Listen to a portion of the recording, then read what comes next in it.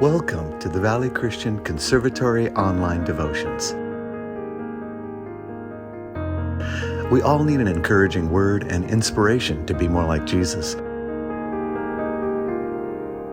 May the people sharing and the message they bring touch your spirit and strengthen your heart.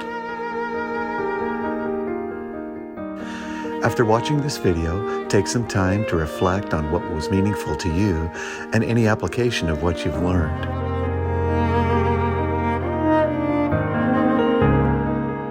Then share your thoughts in the forum. Write at least 3 sentences and allow others to be uplifted by your comments.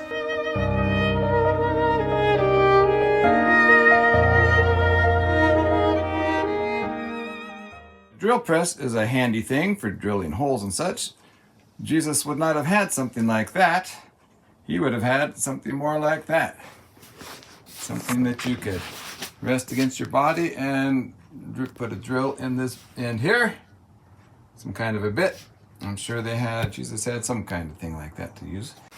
My dad designed this for his special tools. Drill bits for the drills. Probably had them tucked away. They're precious. Something for the shaper. It has a blade. Triple blade. Goes around and cuts the wood. It's a dangerous tool. A shaper is great for all kinds of things. You could make a rabbet. This is called a rabbet here. You place your wood along here and just run along. The blade's turning and it makes your rabbet. Then you can make patterns like this here. Same thing. You put your proper blade on there. It's right there. Jesus would have had to do that all by hand. I use this as a pattern. I used a lot of different types of wood. I've got some yellow pine here. That's yellow pine right there. Got black walnut handles, pine handles, mahogany plywood here, more pine. Got some masonite for the top, double topped, just like my dad did. That's from Finland from about 1948. So these are all found materials. I'm sure Jesus would do that. He'd say, what have I got in my shop that I can build? So I emulated what my dad over there. I just changed it to meet the needs that I had. For the chop saw, that's the only new tool I have. And you need something to smooth the wood. And this will clean the sand belt here. If you had a sander, no, Jesus didn't have anything like that. They would have come up with something abrasive. For the face frames, I use some Douglas fir, which is this wood here. It has really fine grain.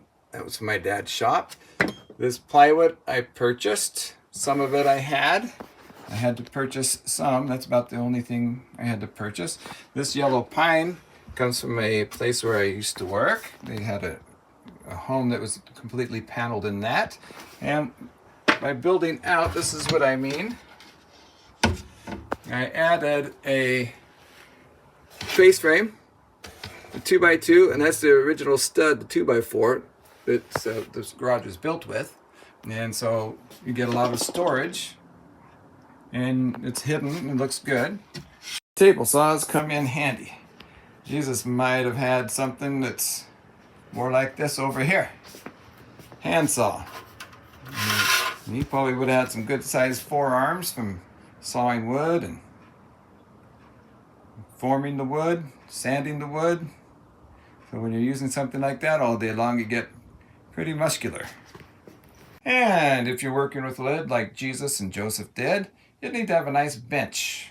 My dad built this bench for me with black walnut handles. I got the black walnut top. Got the pieces from my cousin who's a tree surgeon. Jesus and Joseph probably would need a workbench like this for putting when they're making furniture, put it up at a nice workable height.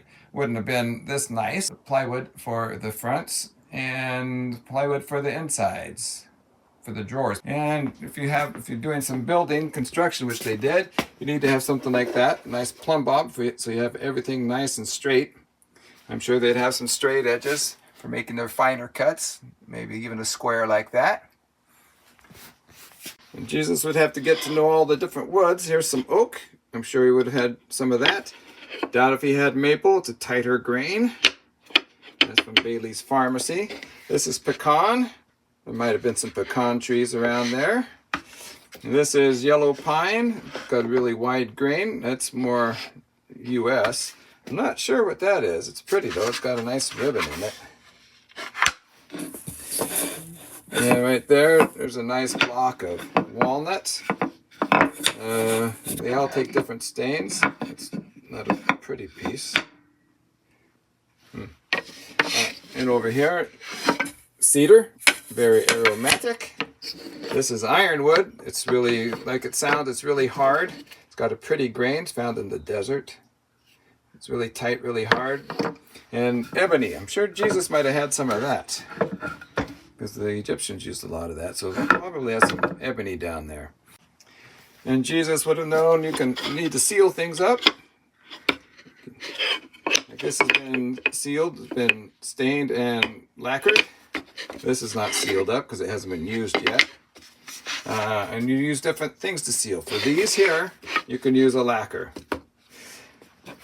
For these two here, you would not want to use a lacquer, or for the ebony.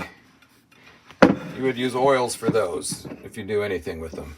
For cedar, you don't want to seal that because you want the aromatic nature to be evident all the time. So Jesus would have known some woods you don't do anything with. Some woods you'd put oil on.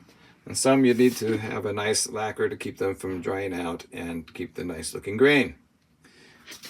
And he would have made handles and such for his saws when they broke. So it's a handle my dad made for one of his saws. Not finished. Sometimes you need to make cabinets to store things, but you need other cabinets like this one here. It's a repurposed kitchen cabinet. Before we remodeled, my dad made new cabinets in there long ago. But I need to store my paints and stuff. So this is pre-made. I just use this from what somebody else has done, and I can put all my paints and lacquers and thinners in there. But I need access back to there. So I designed some slides. I just pull on this handle here. Oop, something fell. Pull that on out. And now I have access to the storage back behind. Sometimes you have to do that. There's something in the way. If you need to get to something else, you have to pull it out of the way, but you have to design it, because if I didn't have the slides along the bottom, I'll show you what they look like. Down there, it stabilizes the bottom, because this cabinet would have been top heavy. I have casters underneath. So sometimes you have to, and it needs to be anchored. You can see it's anchored to the wall there. So what does this all have to do with Jesus? Well, you've got to be anchored in Christ, like those bolts are holding this to keep this from falling over. So if you're trying to do things on your own, you're just going to fall. So you need to be anchored. There's some nice cement bolts drilled into the cement with a special bit, mason bit. That aluminum's secured there, and it's secured into the slides along the bottom. And we are all like these different woods. We're not all the same. We need to be treated differently because we have different gifts. So Jesus knows when we need to just be allowed to breathe a little bit. And he knows sometimes we need healing oil. Put that oil on there. And in the end times, Jesus is going to seal his people against the wrath to come. And when Jesus chose wood, he chose it for the particular qualities it had. Like this oak is hard and has a nice grain. He would use that for furniture. If he had something, I don't know what they had, maybe gopher wood or acacia wood, something probably like a maple, I don't know. Hard, that'd be good for furniture. The pecan, that's good for furniture. The yellow pine, not that good for structural, but if it was thick enough, you could. That could be used both for furniture. The ebony would be too expensive to use for furniture. It's a very tight grain. And Jesus would know, some of us are like that. You have a special purpose. You're hard. You're high maintenance. So we are all different. God's people are all different. You could be more of a bristly kind of person, splinter off like ebony. You could be a soft hardwood like walnut, and you need to be oiled up to look pretty.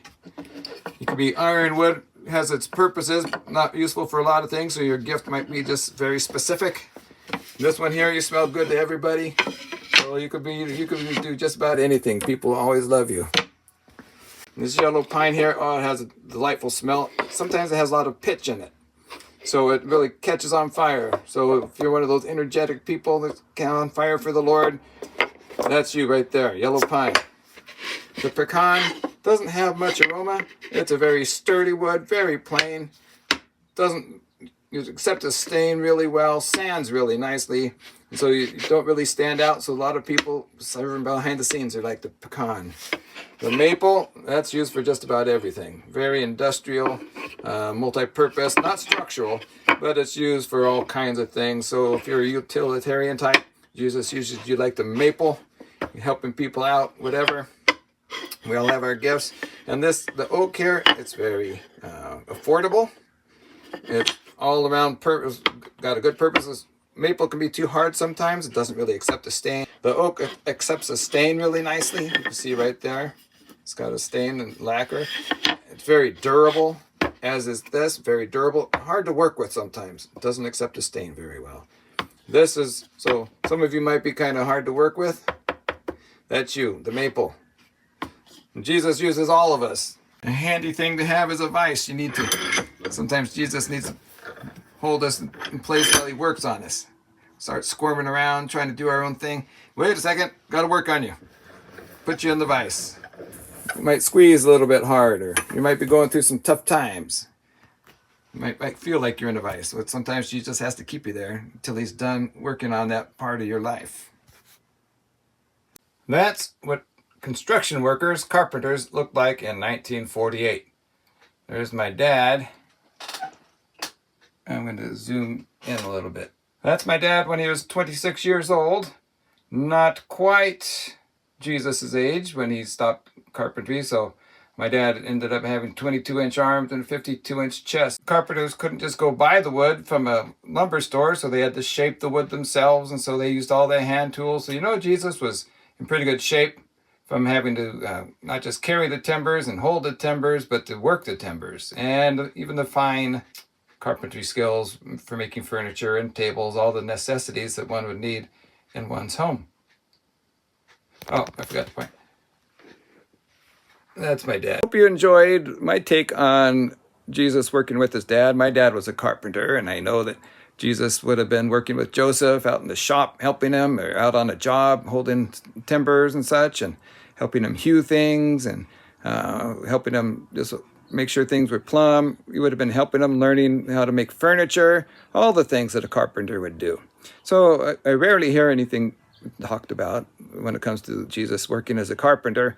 And I just thought I'd give you kind of a glimpse into what he might have been doing and how he judged the woods and how it ties in with us being like wood. He knows how to work each different wood to its own personality and each characteristic. So I think that's what Jesus does with us.